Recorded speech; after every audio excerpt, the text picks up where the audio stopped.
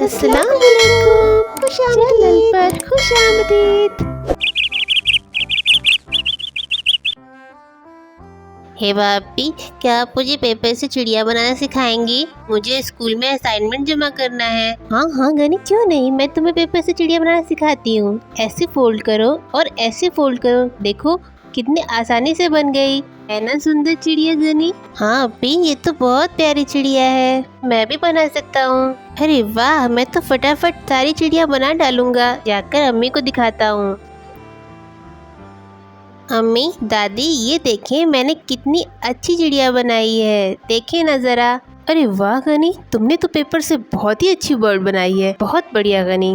अब्दुल गनी, चिड़िया तो बहुत ही सुंदर बनाई है। बेटा, तुमने ये कहाँ से सीखी? क्या स्कूल में सिखाई गई? अरे नहीं अम्मी, मुझे ये पहले से आती थी, आराम से बना ली मैंने। अब मैं जाता हूँ, मुझे और चिड़िया बनानी है। अम्मी, ये सरासर झूठ बोल रहा है, मैंने सिखाई है इसको अभी कुछ देर पहले, और बोल रहा है कि इसको पहले से आती थी।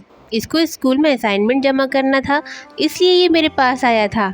कितना झूठा है ये। क्या इतनी सी बात के लिए गनी ने झूठ बोला? चलो तो मेरे साथ हिबा, इसकी खबर लेते हैं। इतनी सी बात के लिए झूठ बोलना इसको क्यों जरूरी था?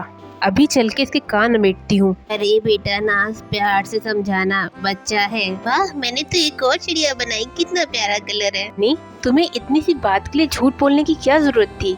ये सारी वर्ड्स तुम्हें अपने आप बनानी आ गई, जबकि ये सब कुछ आपको हिबा ने सिखाया था। बताओ गनी, क्यों झूठ बोला तुमने? तुम्हें बताते हुए शर्म आ रही थी कि ये तुम्हें हिबा ने सिखाया है? चलो मैं इस बात पर तुम्हें एक कहानी सुनाती हूँ।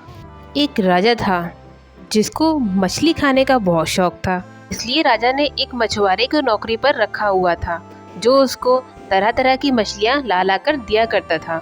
जब भी राजा का मन करता, वो मछुआरे को बुलवा लेता और मछली लाने के लिए कहता, जाओ बहादुर, मेरे लिए एक शानदार सी मछली पकड़ कर लाओ, आज मेरा मछली खाने का बहुत मन है। बहादुर मछुआरा फौरन ही जाता और जाकर के थोड़ी ही देर में मछली पकड़कर वापस आ जाता। राजा मछली देखकर बहुत खुश होता और शाही बावर्ची को बुला करके उसको मछली देकर अच्छे से पकाने के लिए बोलता। जाइए, मेरे लिए बहुत अच्छी मछली बना करके जल्दी से दस्तरखान पे लगाइए। खाने के वक्त राजा मछली देखकर बहुत खुश होता है और रानी से कहता है, मछली तो बहुत ही अच्छी बनी है, पर महारानी मुझे एक बात समझ नहीं आती।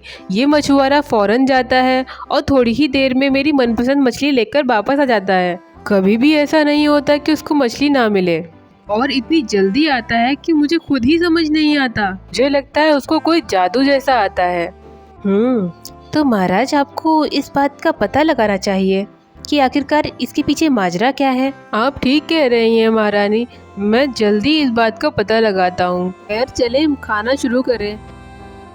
अगले दिन, बहादुर, कल की मछली बहुत अच्छी थी, मेरा आज फिर मछली खाने का मन कर रहा है, तुम मेरे लिए एक और मछली पकड़ कर लेकर आओ। बहादुर राजा की बात सुनकर फौरन ही मछली पकड़ने निकल पड़ता है, पर इस बार राजा उसके पीछे जाता है और छिपकर बहादुर को देखने लगता है। तालाब पर पहुंचकर बहादुर कुछ जादू करता और फौरन ही तालाब से एक मछली निकलकर उसके पैरों के पास आ गिरती है। आज भी बहुत सुंदर और स्वादिष्ट मछली मिली है, राजा इसको देखकर बहुत खुश हो जाएगा। बहादुर मछली लेकर राजा के पास चल देता है। राजा उससे पहले ही महल पहुंच जाता है और उसका इंतजार कर रहा होता है। बहादुर मछुआरा जैसे ही राजा के पास पहुंचता है, राजा उससे कहता है, बहादुर, मुझे सब पता चल गया है, तुम ये मछली कैसे पकड़ते हो। आज मैंने तुम्हें तालाब पर मछली पकड़ते हुए देखा, तुम्हें तो मछली पकड़नी ही नहीं आती, बल्कि तुम तो जादू से मछली पकड़ते हो। अब तुम्हें ये जादू मुझे सिखाना होगा, अब तुम फौरन मुझे जादू सिखाओ। पर महाराज, ये जादू बहुत अलग है, मैं आपको नहीं सिखा सकता। क्या तुम मुझे मना कर रहे हो? अपनी मौत को दावत देना चाहते हो क्या?